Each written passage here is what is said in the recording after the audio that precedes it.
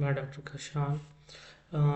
ہم poultry production پڑھ رہے ہیں۔ پولٹری پروڈکشن میں ہم لیئرس کی ڈیزیز پر جو لیئرس کو جو ہے وہ افیکٹ کرتی ہیں، تو اس کے اندر ایک ڈیزیز ہے جس کو ہم CRD کہتے ہیں، کرونک ریسپیریٹری ڈیزیز۔ یہ ایک بہت زیادہ جو ہے تیزی سے پھیلنے والی اور پروڈکشن کو بہت زیادہ ڈاؤن کرنے والی بیماری ہے۔ ہم اس کے بارے میں مزید پڑھیں گے کہ اس کے اندر جو ہے اس کی کیا وجوہات ہیں، کون سا کازیٹیو ایجنٹ ہے، اس کے علامات کیا ہوتی ہیں، اس کا بچاؤ کیسے کر سکتے ہیں اور ٹریٹمنٹ کے حساب سے کیا لگا سکتے ہیں۔ تو سب سے پہلے آ جاتا ہے کہ CRD ہے کیا۔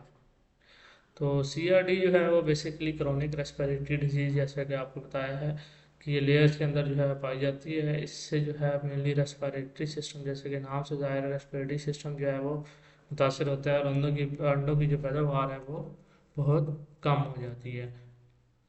اس کی وجوہات کیا ہیں، کیا کیا کس وجہ سے ہوتی ہے؟ یہ بیسیکلی بیماری ایک بیکٹیریا ہے جس کو ہم کہتے ہیں مائکوپلازما گیلیسیپٹم، ٹھیک ہے۔ یہ اسلامی جراثیم سے پیدا ہوتی ہے۔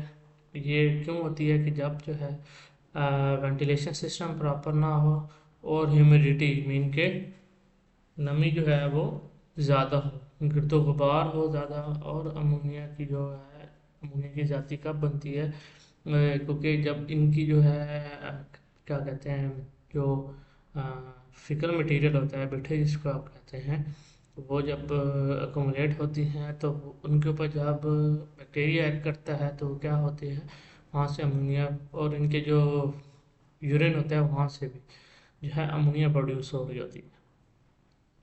تو اگر وینٹیلیشن سسٹم پراپر نہیں ہوگا تو کیا ہوگا کہ وہ امونیا جو ہے وہ اکومولیٹ ہونے شروع ہو جائے گی ایریا کے اندر، اس کی وجہ سے اس کو ریسپیریٹری سسٹم ہے وہ ڈیمیج ہوگا، امیونٹی ڈاؤن ہوگی، اور اس کے اوپر یہ جو جراثیم ہے مائکوپلازما گیلیسیپٹم وہ اپنا جو ہے وہ اثر دکھائے گا اور انفیکٹ کر دے گا۔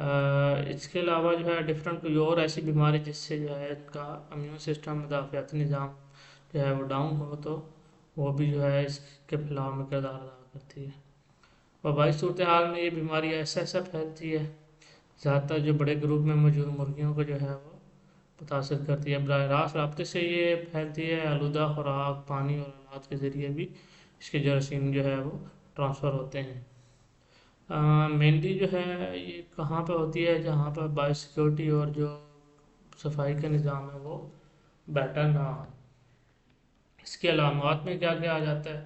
اس کے علامات میں کھانسی، چھینک اور سانس لینے میں مشکل ہوتی ہے، آنکھوں اور ناک سے پانی یا رطوبت کا اخراج ہوتا ہے، مرغیوں کا جو وزن ہے وہ کم ہو جاتا ہے اور کمزور ہو جاتی ہیں، ٹھیک ہے۔ جیسا کہ آپ کو ادھر سے نظر آ رہا ہے، اس کا جو تصویر میں جو اس کا جو اوپننگ ہے، ٹھیک ہے، اپر ریسپیریٹری ٹریکٹ وہ دیکھیں کس طرح جو ہے وہ کولیپس کر رہی ہے اور سویل کی ہوئی ہے۔ تو اس وجہ سے خوراک بہت کم کھاتے ہیں اور انڈوں کی پیداوار میں جو ہے بہت زیادہ کمی آ جاتی ہے۔ شدید صورت میں جو ہے وہ کیا ہوتا ہے کہ مرغی کی جو آواز ہے وہ بھی بدل جاتی ہے اور سانس لیتے وقت خرخراہٹ سی سنائی دیتی ہے آپ کو۔ اس کا علاج کیا ہے؟ مکمل علاج تو نہیں ہے، لیکن اس کے علامات کو کم کیا جا سکتا ہے۔ اینٹی بایوٹکس جو ہے ہم دیتے ہیں، زیادہ تر